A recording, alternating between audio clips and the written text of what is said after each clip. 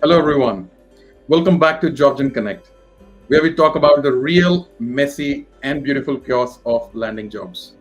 I'm Kush, the founder of JobsIn.ai, and before this, I have spent decades in hiring people, reviewing resumes, sitting across the table from nervous candidates, and I have seen what works and what don't. In the last two episodes have blown me. You guys have connected, commented, and even found interviews buddies, sharing the rejection stories and your win. That's the energy. That's exactly what this community is all about. You don't have to search alone, we can do it together. If you're watching live right now, do me a favor. Drop me in the chat your name, where you're joining from, and are you a grad, career switcher, or active job seeker? And if you know someone who needs support or a system, we are here to support. That's our promise. In today's episode, it's a bit personal for all those people who are breaking for their first professional role as a migrant in Australia. Let me paint the picture. You are competing with hundreds of other grads. You are not only don't have a local experience, but you know none of your classmates have. And on top of that, every job that you're applying, they are asking about Australian experience. What does it even mean? Every entry level role requires 2 to 3 years of experience. What does it mean? Makes zero sense, especially for an international grad who has come from overseas to study in Australia. So the question that everybody is asking today, how to actually break into Australian market as an international guest or international grad. Our guest today don't have not taken this traditional path. She has gone through a small company or a startup, and she built her skills fast. Before that, she worked with JobGen even, when the JobGen was a very small and a messy prototype. 12 months later, she has moved into KPMG and calling it home. Ashika, welcome to the show. Thanks, Kush. I'm really excited to be here. I firsthand understand how difficult it is to get your first role after graduation, and I'm so happy to be here and share my story. And I hope it can help someone feel less stressful or a little bit more hopeful. So, just a quick background. I graduated in early 2024 from University of Sydney in Bachelor's in Advanced Computing. I am an international student. I had no local work experience. I had no network or connections. Even half of my degree went online in lockdown during COVID. And when I graduated, I had a pretty high WAM. I won some university awards. I had some tutoring experience in the university, even though no corporate experience. And I thought things are going to be easy. But I applied for every role I could see open. I think I barely got like 10 to 12 callbacks and maybe 3 to 4 first interview rounds, and nothing worked out. I need to pause there because when you go to university, right, that's a brutal truth. You feel that you have spent hundreds of thousands of dollars. You have got a really nice degree. You have a BAM. Now there will be a job market looking for you, and then you apply hundreds of applications, not just clicking it, the hour of tailoring cover letters, tweaking your resumes, researching companies, and writing those, I don't know how I should say, stupid, why you want to work here statements, because you need a job and you are really keen to get your first foot in the door. And then nothing. Or worse, you get an automated email saying, we received high volume of applicants and we have decided to move forward with other candidates. And you're so disappointed with, and we wish you well. How do you feel, Ashika? Honestly, it feels really disappointing at times. There were days where I even cried, thinking, was my degree not worth anything? Am I not good enough? And to be honest, I learned a lot through this journey. And eventually, I had to change the approach that I was taking to finally land my first role.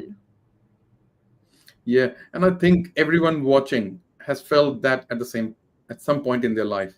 So what needs to change? What was the turning point, Ashika, for you, that how you gone from being disappointed with hundreds of applications with no response to somebody today sitting working in KPMG? There are a few things that I learned through the way. The first one being I was using one single resume for every job application. which is not the right way to go.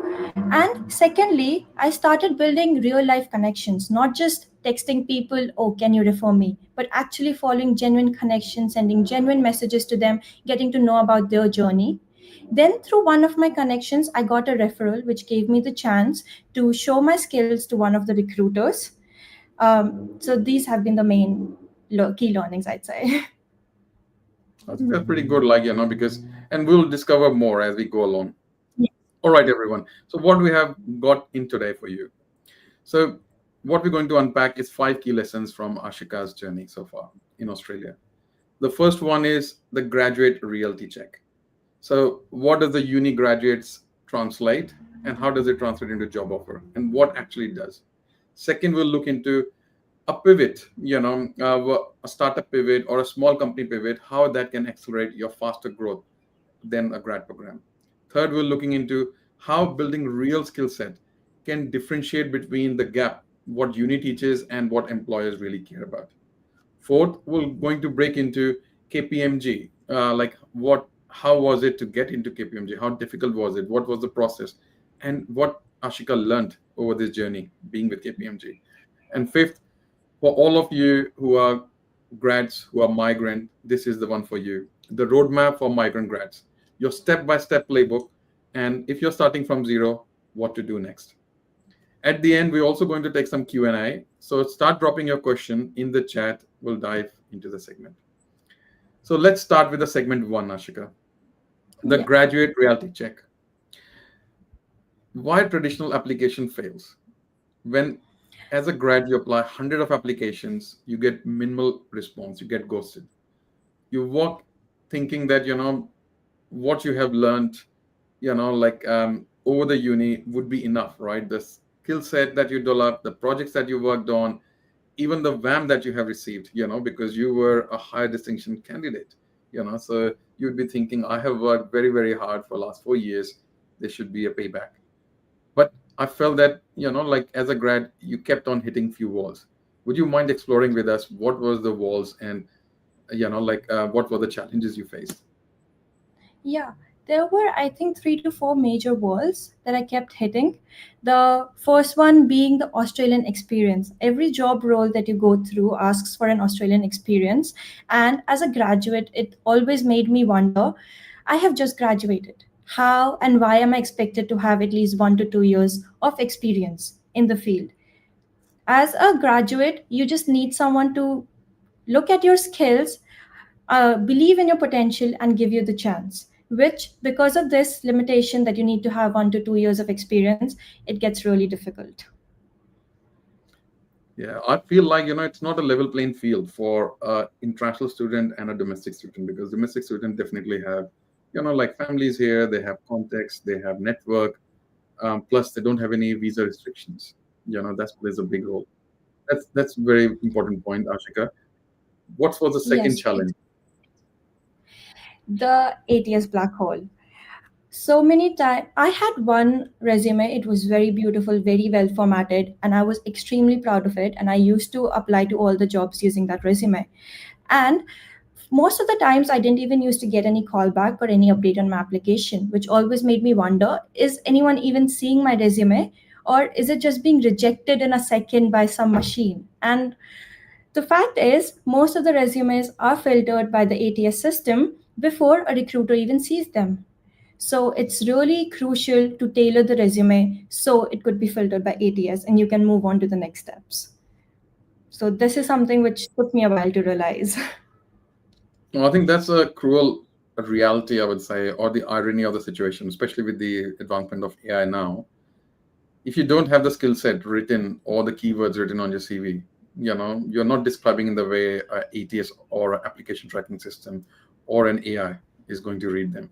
So technically, a lot of time people are using AI to write a CV, but if they're not tailoring it, what you're saying, you are missing the point, because ATS or AI is going to not select your CV and no human is going to see that.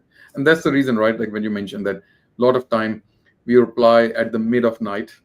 I'll think about you applying application at 11:59 and you will receive at 1 o'clock or 12 o'clock just an application. Thank you for your application. So because ATS Yeah. was trained over there to look at your CV. If they didn't find the keyword, just straight rejects it. No human is going to see.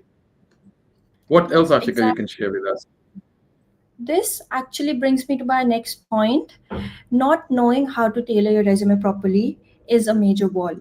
Because initially, when I was using the same resume, I wasn't getting as many callbacks. And what we need to understand is that the resume should include all the keywords which match the job description. So in university, we learn these skills, but there are different skills required for different roles. For example, if it's a consulting firm, it will focus more on, let's say, communication, problem solving, or stakeholder management. Similarly, if it's a tech company, they'll focus more on the projects that you have worked on and all the technical skills. A bank might focus more on the governance side of things. So, even though these are all pretty similar skills, but it's a different way of translating them. So, when applying for a job, you need to make sure that your resume highlights those skills which the company is looking for. And that's a huge jump, right? Like just a simple fix. Um, Nobody teaches that to you in uni, right? Like you need to look at the job description and make sure those things that they're looking for, they're telling you there. It should be in your CV. If it's not in the CV, the chances are significantly Yeah, down. You just miracle can only get you exactly. in.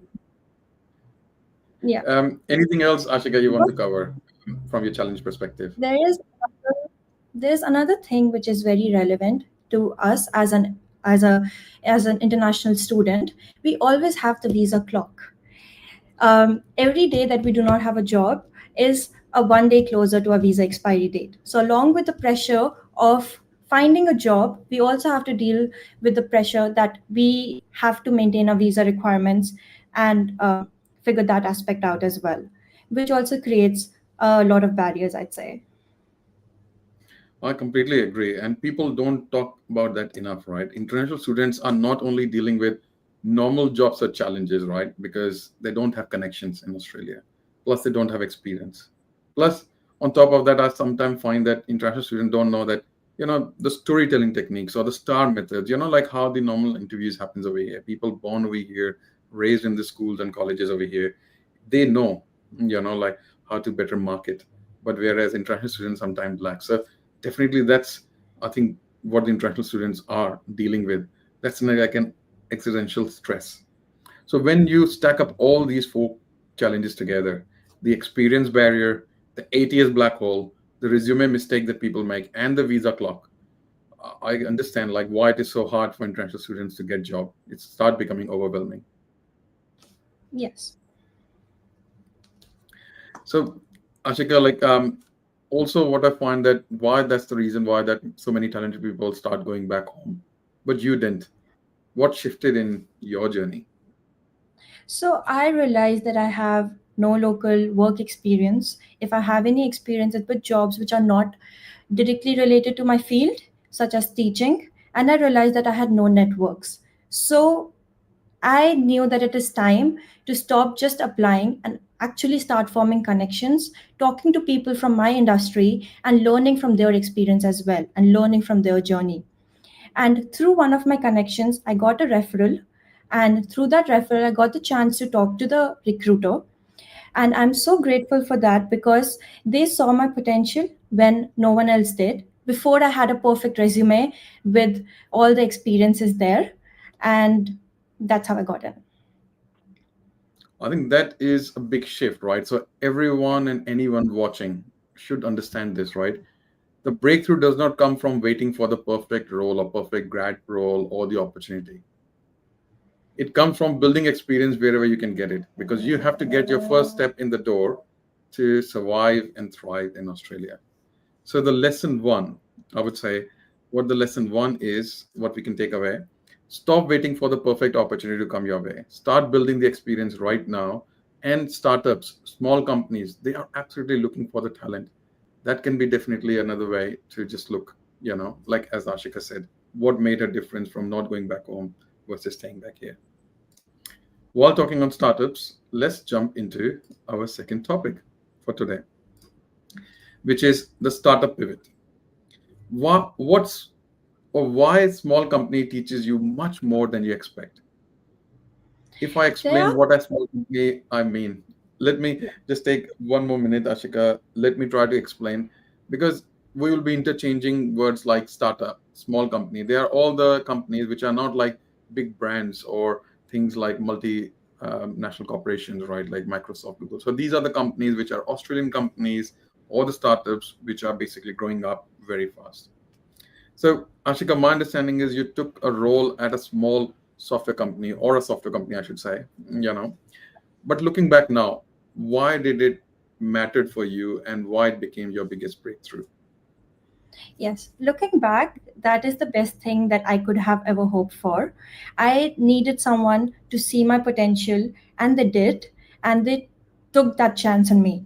And once I joined, I realized how much I can learn at that company. The exposure, the responsibility, the hands on work, all the experience that I gained, it helped me grow so much faster than I could have ever expected. So, Ashika, would you mind taking us a bit more in detail, the reasons why you think that the startup definitely made a difference, or a company, software house made a difference in your career journey? What are the potential reasons you think? Yeah, sure. I think the main reason is that you have to wear multiple hats. In a lot of big firms, the role is very well defined with specific tasks that you need to do. In my previous role, because we were a small team, everyone had to jump into all places, which helped me gain exposure into different business aspects. For example, there were projects which I had to coordinate, manage timeline, track deliverables. I had to manage the client communication, speak directly with the clients, understand the challenges they're facing, understand their expectations from us. Process improvement, I had so much opportunity to find gaps and fix them and develop software in order to do so. So this So, what gave did me a lot of experience, a lot of confidence and clarity, and it helped me develop a lot of skills in a very short span of time. So what you're suggesting is that, or what you're saying is like, because you had to wear so many multiple hats, you compress the years of number of years of learning into just 1 year, and that Yes. was like a springboard for you to just go back and then you can fly. Yes, exactly. So it was a very amazing learning experience for me. And this actually brings me to another point. I developed tangible skills. In university, after university, when I would talk about my projects, it used to be mostly uni projects. But now I had the chance to work with clients and work with actual projects. And when I went into interviews, I could talk about, okay, this is the client I worked with. This is a real life problem which needed to be solved. And these are the real outcomes which I had achieved. And this was the impact, which made a That's very huge difference. interesting, right? Because if I think what you're saying, like this is like really good, right? Like, so you're not selling your university projects anymore. You're basically selling a proof, right? Like you're telling how you exactly did in the last corporation or the company. Yes, exactly. And working there also helped me to learn how to adapt fast because deadlines are always changing. Unlike university, we do not have a fixed deadline. Deadlines are always changing. Sometimes you get a task and it's like you have to get it done by Friday. You cannot say that, okay, going to take 3 weeks and research on it. You have to get the task done. And this is perfect because this is what real life is. Things keep changing, and you need to learn how to adapt to different situations and change your approach and still give good results. And that's such a good point, Ashika.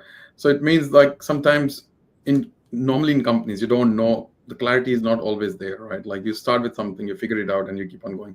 So in in your case, the kiosk became, as a feature or a skill set so that you can manage the ambiguity. It was not like a bug. So that's pretty good. Yes, What else exactly. you can think of? Lastly, I'll say it gave me a lot of opportunity to work on different tech. I got the opportunity to work on different teams and get hands on experience with different tools, different methods of development, or even working on user research and communicating with the stakeholders. So it was a really great experience where I got to work on multiple different things and get different skills from each aspect of it. So it means by the time you went to KPMG, you were not a fresh graduate with the potential. You were someone with real experience, real skills, and real stories to tell. Yes, exactly. And if I could go back and do it again, I 100% would. I love this, Ashika, because there is a stigma around startups or small companies. People think that they are a bit less than big firms. But in reality, for someone in their earlier careers, a startup can be a faster way to learn and grow up very quickly. Yes, exactly. I couldn't agree more. So, everyone watching now or in future in YouTube, like, look, the lesson two that we take away from today's session is startup builds skill faster, go small. If you get that first opportunity, then you can always go big. Let's now move into the third topic for today, which is the third segment, building real skills. We touched on startup journey. We touched, what the challenges that grad fails. So now let's get more into tactical. You mentioned that building skills in the first year at KPMG, you build those skills what KPMG actually cared about. So let's break that down. What specific skill did you develop that made you stand out, Ashika? I think the most important one as a consultant for me has been stakeholder management. I know stakeholder management sounds like a this buzzword which everyone keeps saying, I know how to do it. But in reality, it actually means that you have to bridge the gap between technical and non-technical users, our people. Right. So at my previous company, there were a lot of situations where I would build something which would technically work, do the task, technically brilliant, but it is hard to use. Or the clients would ask for a feature which sounded simple, but it is impossible to implement. And I had to understand both sides, manage the expectations, find solutions that worked. And this is literally what consultants do every day. We take the business problems and convert it into technical solutions, and vice versa. So what you're saying, you didn't learn these in the classroom, right? You learned by doing it, by failing, by Yes, negotiating with stakeholders and getting better at it. exactly. Perfect. So what else? Any second skill that you learned you want to share with us? Yes, I think one of the most crucial skills is project delivery under pressure. Because in university, when we get an assignment, we know there is a strict deadline to it. But in real world, deadlines keep changing. And sometimes we have tight deadlines, there are limited resources, and it initially used to stress me out. But over time, it helped me learn how to prioritize multiple tasks, how to communicate proactively when things seem to be slipping, or how to consult and collaborate with these clients. So instead of waiting for a perfect solution, how to communicate and collaborate with them to come up with a result, with a solution together. So it And means when yes, KPMG, sorry. no, yeah, yeah. Just what I wanted to say is that as consultants, this is what happens every day. That high deadlines, that high expectations, that limited resources, and it's a very crucial skill to have to be able to manage this. So what you're saying, when KPMG actually asked you, can you handle pressure? Can you handle tight deadline? You already had real stories, not textbook answers. Yes, exactly. I didn't have to refer back to any unique group assignment that I had to do. I had real experience working with clients, which I could talk about. That's excellent. That's excellent, Ashika. What else more you can tell us, Ashika? Um, Another thing would be problem solving in ambiguity, because again, as I mentioned, university teaches us a lot of skills, but when we get the assignment spec or a case study, it mentions all the details in there. It mentions the expected outcomes or with the process that the students need to follow. But in real life, things are not that clean. Every day, I had to deal with client issues which nobody had seen before, technical bugs which had no clear solution, or shifting priorities which required quick pivots. And when working in that environment, you cannot wait for the perfect information. You have to make decisions, learn, and adjust. So, this was a very crucial skill which is needed in the real world. And I think, Ashika, you nailed it, right? Like, because that's the skill difference between being a good student and a good employee. That's the whole difference, right? That's that's I would like that everyone watching to understand. Startup grads stands out because they grow faster. They are learning. They are putting multiple hats, not because they are smarter, but because they're forced to learn and do a lot of things. 1 year in startup environment can generally equal to 3 to 4 years in a structured corporate program. Yes, And Kosh. I and I personally think like what Ashika said, it can't be said a bit more better.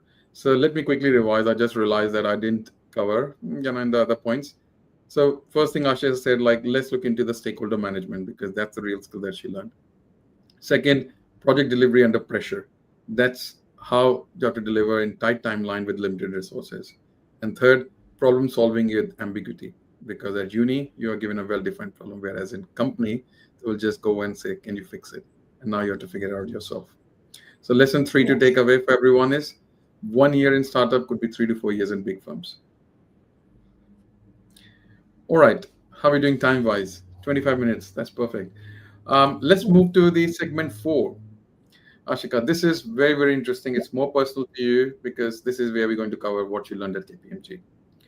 Getting into Yes. KPMG is one thing, but surviving and thriving into any consulting is another challenge.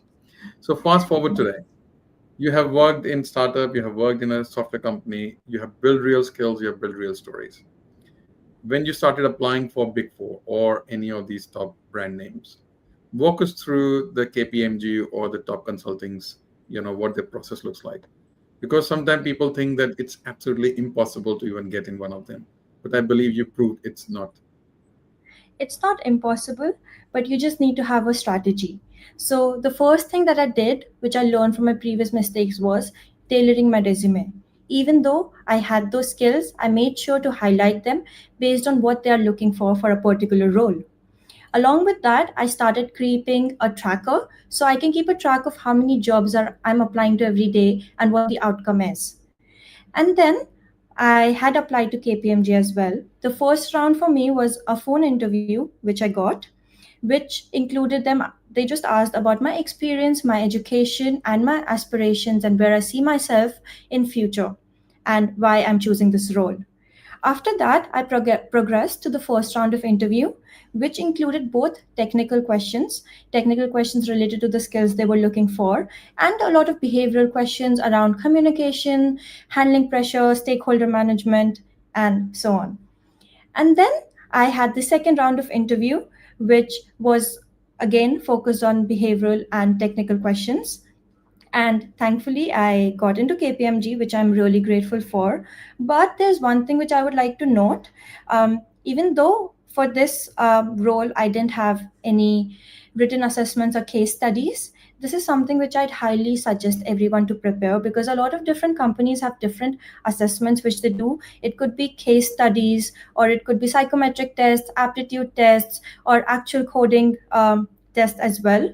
So if you practice these assessments, you'll feel a lot better going into the interview, because a lot of times we do not have a weeks before we get the interview date. So instead of waiting till the end to start preparation, I'd suggest start preparing for these different kinds of assessments, so that when you get in, you are ready to show your skills. And once you get into KPMG, I feel you would have felt incredibly relieved, or felt happy or over the moon. I was so happy. I think I even cried a little because it was a validation not just of my skills but also of my whole journey here in Australia. I think that is something, a very important point that I would like everybody to hear very clearly, especially the grads who are migrant, who is starting their journey. It was the experience, the storytelling, and the preparation. So you have to have your proof, you have to have your stories, and you have to have that confidence. Yeah. So while you were there, Ashika, like, can you take us now? What did you learn, right? So you have been working in KPMG for some time now. What are the key things that you learned, right? Like, because a lot of time the world that we know from outside and the world from inside is very different, right? Like, first is people want to get to those places. Yeah. Then there's the next skill set. Then how to perform, how to manage expectation. Can you take us through what's your learning have been at KPMG? So my time at KPMG so far has taught me a lot. I think one of the biggest things I've learned is that consistency really matters. You do not need to know everything on day one. You just need to keep showing up every day and trying your best and learning a little bit every day. I have realized how important it is also to collaborate with your team and to ask for help. So when I initially moved there, new role, new people, new systems, and I felt a bit lost at the start. And asking questions, talking to my team has helped me actually learn faster and also build genuine trust within the team. Another thing that helped me grow was taking initiative, because there were times when I felt like I wasn't doing enough or I wasn't contributing enough. And what helped was taking initiative, whether it was picking up just a small task or offering to help other team members with their projects. These little actions made a huge difference in my confidence and in my contribution. And another crucial thing is being open with the team about what you're up to, what you're working on, if you need support with anything. This ends up building so much trust in a team, which is crucial. And of course, there are moments where I doubted myself. I was worried that I'm not progressing fast enough, I'm not contributing enough, but just staying curious, taking initiative, and being consistent really did pay off. I even received an online recognition award recently from my manager with a message associated with it talking about my work, and that literally meant the world to me. And that proved to me that, okay, I just have to be consistent and my efforts are being seen. Even when I feel like they're not, they are. I just have to keep staying on the track, keep working hard. I think that is beautiful words, right? So that's what I would like everybody to take, right? Like getting into these big corporations, big fours is one thing, but then managing the expectation and surviving and thriving is the other one. So as Ashika said, right, like even though you feel that nobody is, you are almost nobody in that company, but still you keep consistency, you keep giving a quality output, you keep striving for the best. And I can tell you somebody somewhere is looking and they are recognizing. So when you put extra effort, put extra hours, or go and ask your manager, say that, oh, I finished this work. Is there anything else I can do for you? You get noticed. So keep doing that, especially when you're at the start of your journey, because you really need to learn fast and grow. So the lesson from this particular segment is that leverage your experience, tell the real story. All right, Ashika, let's move to the last segment, or the fifth segment, which is, I think, believe most of the users would love to hear it, which is roadmap for the migrant who are graduating soon. So let's bring it right. Like if you are talking about, Ashika, if you are talking to a migrant today who is going to be graduating very soon, someone who has started applying to a number of applications but feel the application goes in black hole, getting rejected, feel invisible in this Australian job system, what you going to tell them?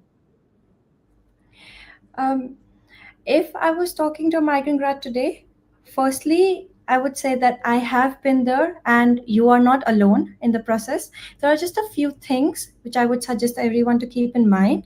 The first one being build your network from zero. I know it seems impossible and it's very scary to start because we have no connections here, but it's LinkedIn's free. Going on coffee chats is free. Just talk to people, comment on people's posts who are from your industry. Just message them, not one of those copy pasted templates, but genuine message, actually talking about their experience, their journey, learning from them, and taking advice from them.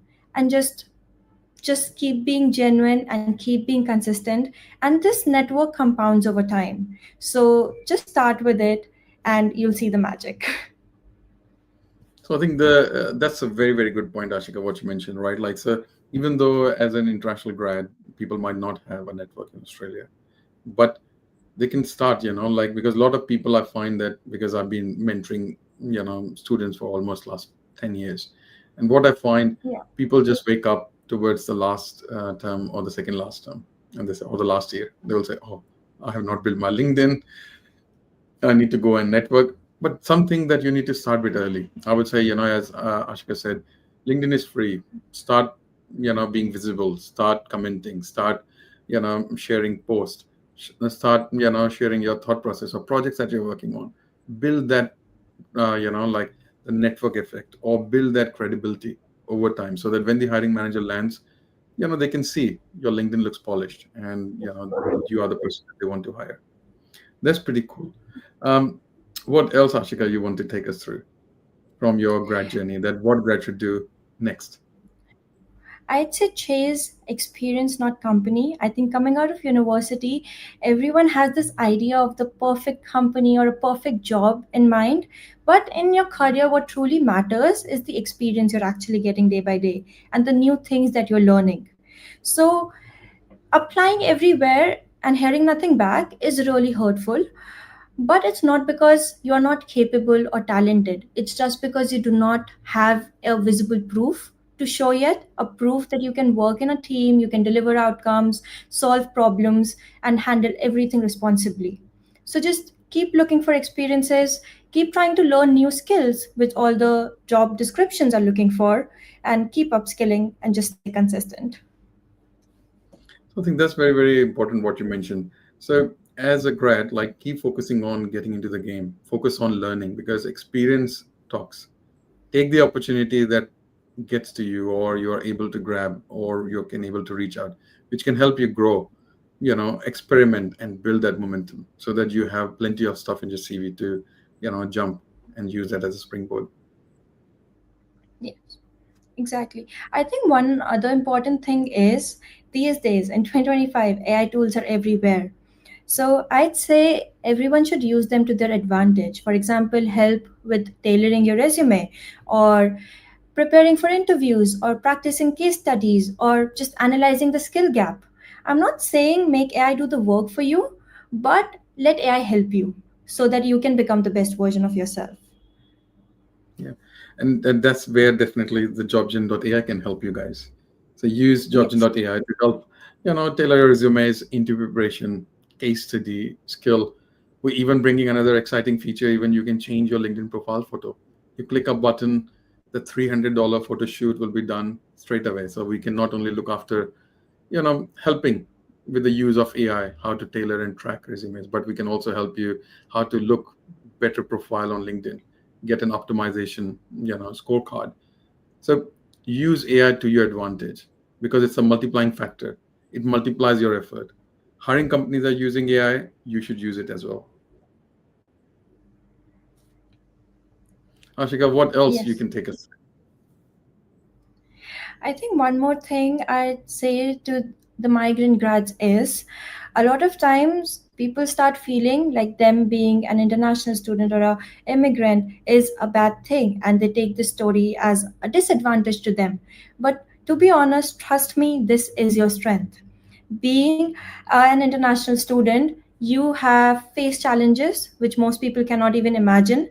You know how to adapt to situations. You move to a country, a new culture, learn new systems, learn new norms, and you understand perspectives others don't. And these are assets which everyone needs in business and in life. So do not hide your story, do not feel discouraged because of it. Own it. I think that's a powerful one because think from the perspective, right? Like as a migrant student, you have left your country, you have come here, made new friends, new culture, and you've gone through a lot of resilience. So I think that's definitely shows up. So you will do good. Just believe in yourself and believe in your story. All right. So number of key lessons that we talked about today. Like we talked about 5 key lessons which are actionable and real. And your journey proves something deep. What Ashika you mentioned, you took an unconventional path. It's not a detour. It's sometimes a competitive edge itself. Yes, exactly. I certainly believe that the path that I took is the best one that I could have ever hoped for, and it allowed me to learn so many new skills and get into this consulting role. Perfect. So let me just summarize what we covered with Ashika, at least on high level, before we go into Q&A. So we covered like what the graduate reality check looks like today, because gone are the days where you think that you just graduate from uni, the job offer is waiting for you. Um, the startup pivot or working for a software house or a small boutique firms or consulting is definitely really, really good to get in hands-on experience and try, build your CV. Third is building real skill is more important than a brand name, because don't run after the big brand name. Run after building skills, because once you build it, you can have a trajectory of your career. The other one is, as Ashika mentioned, it's not about just getting into these big companies, but how to survive and what we can learn from that. And the last one is, as Ashika mentioned, the roadmap for the migrants. Let's take some quick Q&A, and let's see what people have been asking. So, Ashika, there are few questions that people have requested to ask. So, some great questions. The first one is, I'm an international student graduating in 6 months. Should I start applying now or wait until graduation? What you would suggest, Ashika? I highly recommend starting now because a lot of the graduate roles, their applications close a few months before the start date. So if you wait until graduation, it might be too late and the number of options would be less. So if you start now, just start working now, just start tailoring your resume, doing a little bit of interview prep, just working on some technical questions, learning different aspects of assessments, and just try to get comfortable with the process. Well, Yeah. that's really good, like, because job searching is a skill. You need to start practicing early. The more you do, the better you get. Because look, like everyone, we will make some mistakes.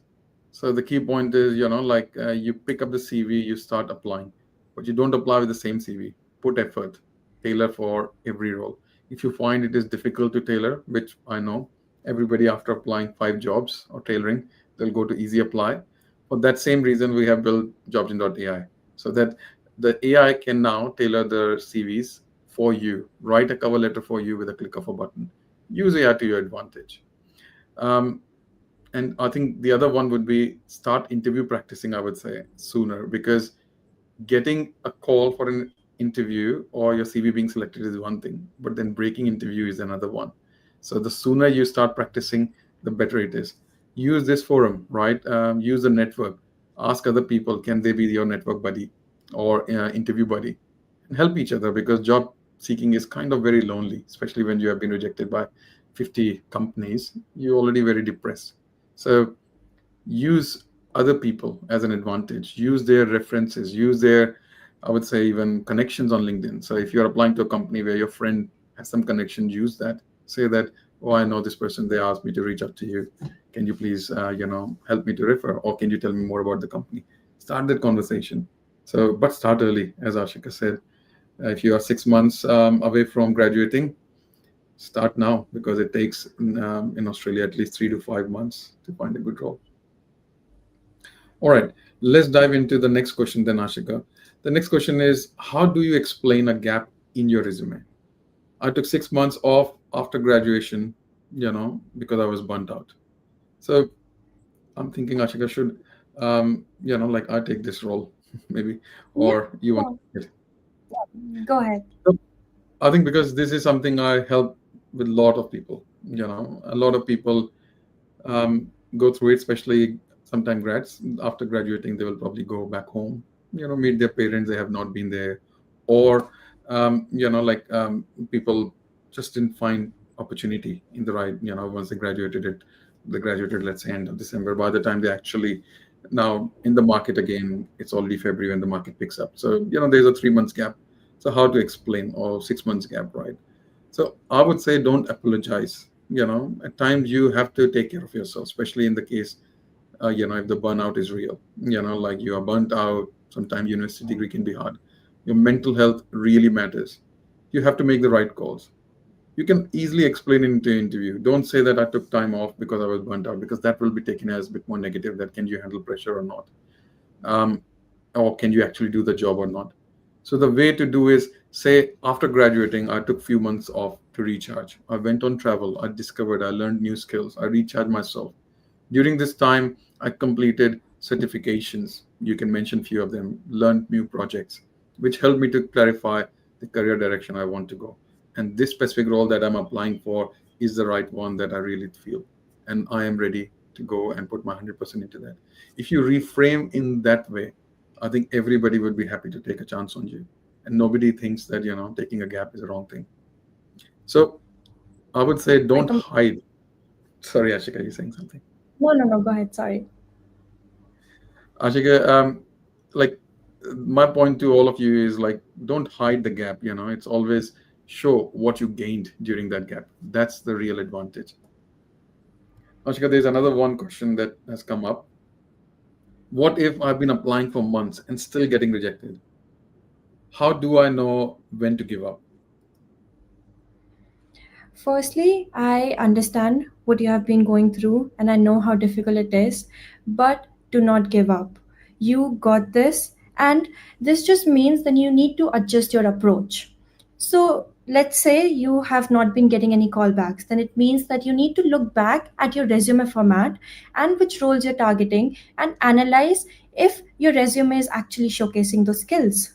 If you are getting rejected after interview rounds, that means you have to work better on your prep for resumes. Maybe talk to a friend, just find someone to do interview prep with, practice questions, start saying your answers out loud in front of a mirror to build confidence.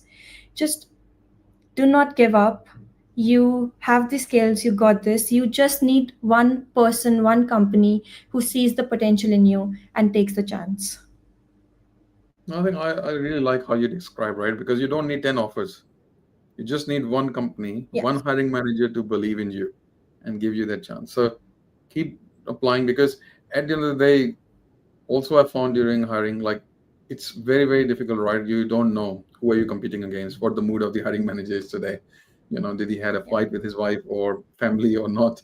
So you don't know. You go and give your best. I've seen there are times when you give same answer to one person, they think that is crap. Whereas if you give the same answer to the other person, they say, "Oh, this is gold." So I think, but the only thing is, don't give up. Keep the consistency. Every week, take 4 to 5 jobs or 10 jobs, whatever the target you have. Keep on applying. Every week you put a target that you have to learn something new so that your skill sets are getting improved so that you can use those words that you're learning as certification right in the interview. Every week go and pitch yourself on LinkedIn. Go and comment, put some post out, be visible, be seen. Like you really needs to be a go out there. Just to add the point, just for this particular reason, when we were building jobgen.ai, we interviewed 120 job seekers. And this was one of the key things that came out. Consistency is not there, right? People are very keen. They will apply 20, 30, 40 jobs. Then once they get rejections, their number of applications goes down. They will start putting, or stop putting the effort. They will just keep on sending the same CV on easy apply. But that's not how to get the job, right? Because when you're sending the same CV, where the keyword does not match, it's like spray and pray technique, right? Like you just throw out in dark and see, hope it's hit somewhere. It's not going to work. So you have to tailor the CV for every single role. And just not there. I would suggest take an extra effort. Go and follow up. Go to the recruiters and say, I'm very keen on this job. I've applied. Can you tell, like anything I can else provide? Also, what you can do, you can reach out and see who is a reference you can ask, because reference opens door. You would not believe how many time, if somebody sends a CV or somebody say share a name, people trust people, so they trust you as well if you are being referred by them. So do all the techniques. And if you're finding it tough, sign up freely for jobgen.ai. That's the platform we build so that you can reduce your manual effort by 10 times, automate everything so that you can actually start using AI to your advantage. On an average, I think people tell that they get, 3 times more interviews once they start using the system, going out very quickly. So I would say use AI to your advantage where you can. So also the other point I would say, being alone when you are being rejected is a tough thing to do. Find the community, join us. I believe every Friday, we have started this 10 to 11 called JobGen Connect community. Anyone, anyone, no matter they are JobGen users or not, anyone requiring any help.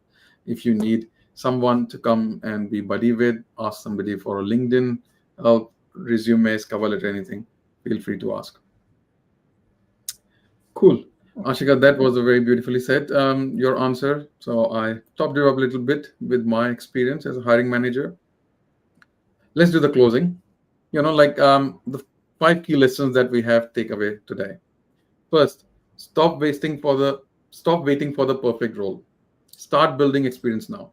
Second, startup accelerate your growth faster than the grad program. Third, 1 year in startup can be equal to 3 to 4 years in a big firm.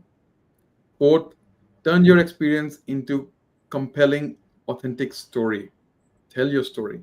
If you are a migrant, don't worry, own it. Fifth, your unconventional path. Make it memorable, not disqualified. So it doesn't matter which path you take, you go and learn, build your skill.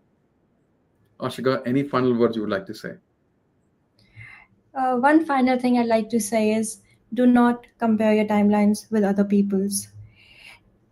If other people around you have gotten a job, that doesn't mean that you are behind. It just means that you're building an experience, a unique journey of your own. So do not compare timelines. Just be consistent, and things are eventually going to work out. I'm also still in the early days of my career, learning through life, learning through work, and just consistency is the key. And just do not compare with other people. Everyone has a different journey. You have a unique journey of your own. So just trust the process. That is very beautiful. That's the message for everyone watching today. This is your community. Connect with each other, comment, support each other, ask questions, share your wins as well as your struggle. We are building here, which is something real.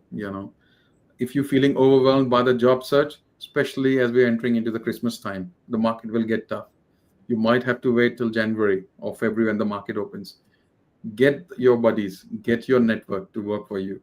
If you are tailoring your resume, tracking applications, or standing out feeling impossible, that's where come and join us. Every Friday, 10 to 11, we have a session where we're going to help you organize, optimize, and land job faster.